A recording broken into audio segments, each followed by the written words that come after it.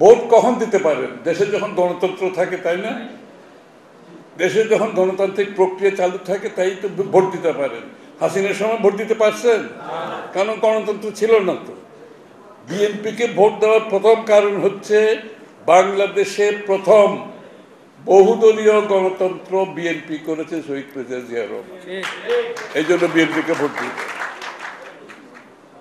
বাংলাদেশে অগণতান্ত্রিক স্বৈরাচারের বিরুদ্ধে যিনি যুদ্ধ করে গণতান্ত্রিক প্রক্রিয়া আবার ফেরত এনেছেন কে? বেগম খালেদা জিয়া। এই জন্য বিএনপিকে ভোট দেবেন।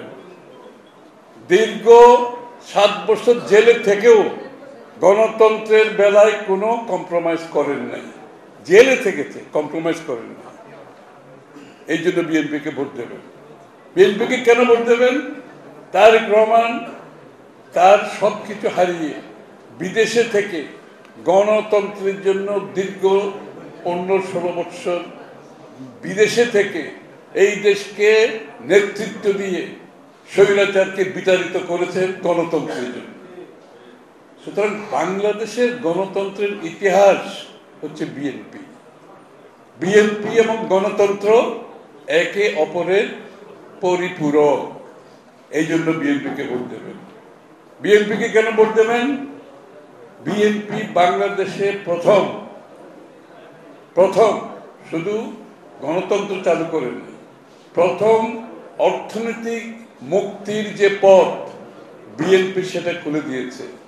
অর্থাৎ মুক্ত বাজার অর্থনীতি। আগে অর্থনীতি ছিল আওয়ামী লীগের নেতাদের পকেটে, তাই না? শেখ মুজিবের সময় আওয়ামী লীগের নেতাদের পকেটে। জিয়াউর রহমান সাহেব মুক্ত বাজার অর্থনীতির মাধ্যমে অর্থনীতিকে জনগণের কাছে নিয়ে গেছে।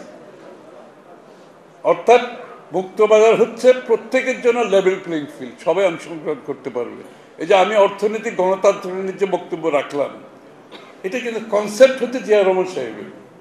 এখন আমরা এটাকে স্লোগানে পরিণত করেছি এবং রূপান্তরিত করে নতুন বাংলাদেশের সাথে এটাকে সংযোগ করেছি।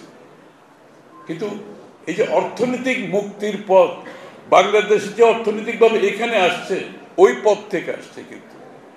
এবং সংস্কারের কথা যারা বলছে, যত সংস্কার বাংলাদেশে হয়েছে রাজনৈতিক, অর্থাৎ আপনার প্রেসিডেন্সিয়াল থেকে সংসদীয় গণতন্ত্র, হ্যাঁ, এবং কেয়ারটেকার সরকার, গণতন্ত্রের পথে যে বাধাগুলো ছিল সেই বাধা বিপত্তিগুলো সরিয়ে দিয়েছে বিএনপি। অর্থনীতিকে সঠিক পথে, স্বচ্ছ পথে এগোতে হলে আমরা 4টা প্রিন্সিপাল ফলো করব।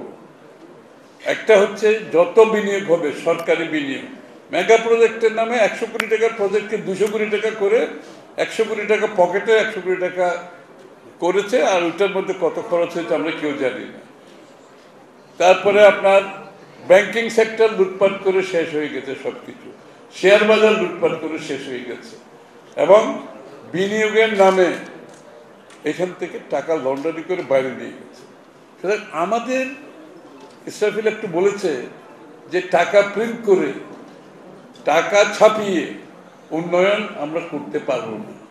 আমরা ঋণ গ্রহণ করে, অতিরিক্ত ঋণ গ্রহণ করে সেটা সাস্টেনেবল হবে না, আমরা করবো না। তাহলে আমাদের উন্নয়নের মডেলটা কি হবে? সাধারণ মানুষের বেলায় আমি বলছি এখন ম্যাক্রো মডেলটা কি হবে? সেটা হচ্ছে, প্রথমে হচ্ছে যে আমরা যত বিনিয়োগ সরকারের থেকে করব, মেগা প্রজেক্ট হোক, সাধারণ মধ্যম হোক, ছোট হোক, প্রত্যেকটি বিনিয়োগের জন্য আমাদের 4টা জিনিস ফলো করব। একটা হচ্ছে ভ্যালু ফর মানি। আমি যে বিনিয়োগটা করব সেই বিনিয়োগ থেকে আমি মূল্য পাবো কিনা, ভ্যালু পাবো কিনা। নাম্বার 2 হচ্ছে রিটার্ন অন ইনভেস্টমেন্ট, অর্থাৎ আমি যে বিনিয়োগটা করব ওটার থেকে আমি রিটার্ন অন ইনভেস্টমেন্ট, ওটা থেকে আমি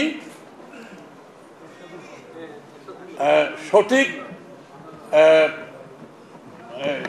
লাভবান হব কিনা, রিটার্ন অন ইনভেস্টমেন্ট। কারণ আমাকে 2টা জিনিস, ওই যে টাকাটা আমি আবার ফেরত পেতে হবে, আবার আমার কিন্তু মূলধন সৃষ্টি করতে হবে, রিটার্ন অন ইনভেস্টমেন্ট।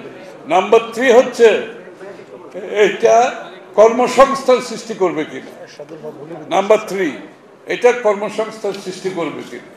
নম্বর 4 হচ্ছে এটা আমাদের ক্লাইমেটকে ক্ষতিগ্রস্ত করবে কিনা।